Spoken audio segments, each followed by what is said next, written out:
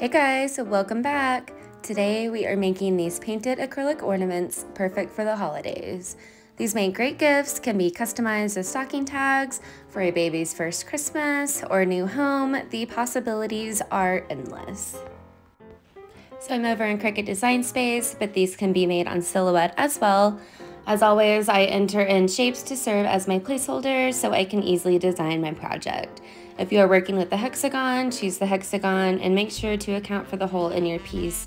Mine is shaped like an ornament, so the hole is actually on the outside of this circle.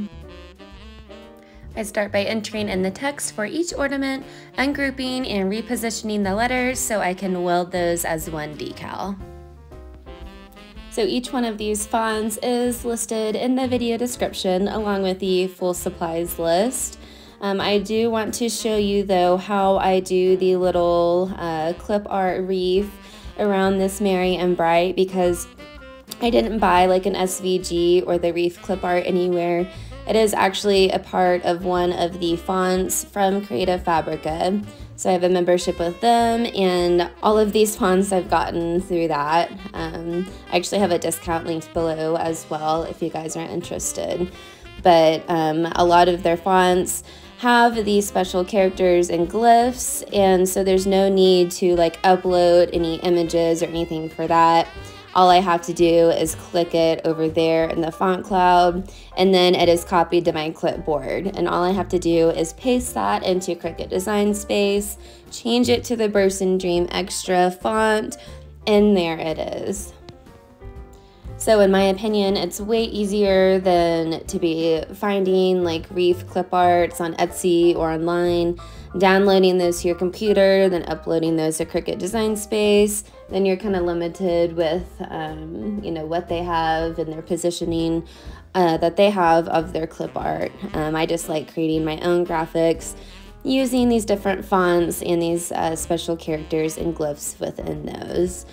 I know that was a super quick version of explaining how I do that, but I do have a full tutorial that really breaks down each part on how to work with special characters, how to get the tails and the swashes on the ends of these. So I will link that video down below. Make sure to check that out. The last one, the one that I have highlighted right here, it is a little bit more difficult to weed. I just had to spend a little bit extra time because it is such a thin font. So definitely keep that in mind. If you are making like a bunch of ornaments and want it to be just a super easy project, then I would stick like with the Way to the Heart. And like a thicker font like that, it's just easier to work with. But even then, you still have to take your time because these are smaller pieces that we are working with, smaller cuts.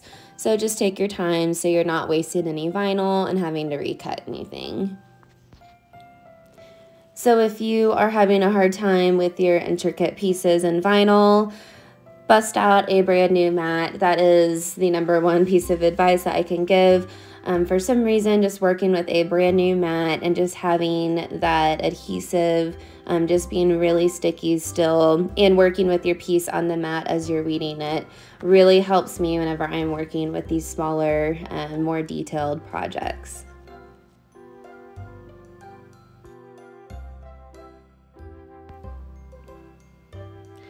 So this is the most time-consuming part for me whenever I am doing these, is peeling off the backing to the acrylic. This is just like the protective layer. Every piece of acrylic that I get comes with this. It's just a part of working with acrylics, but the easiest way I can figure out to remove those is using my tweezer to pick up one side of it and peel it off that way. So now I'm just using my soft scraper to apply the decals onto the acrylic ornament and my Cricut knife to slice that little extra part of the T that was hanging off the edge.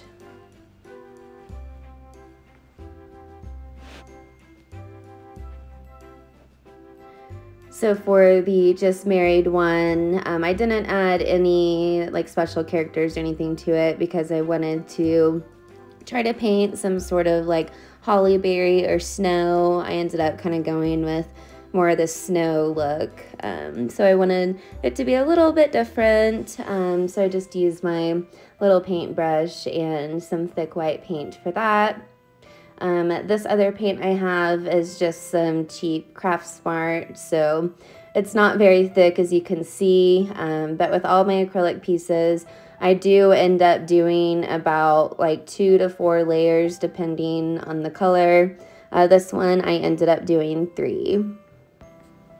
Well, thank you guys so much for watching this. I hope that helped in planning your own holiday decor.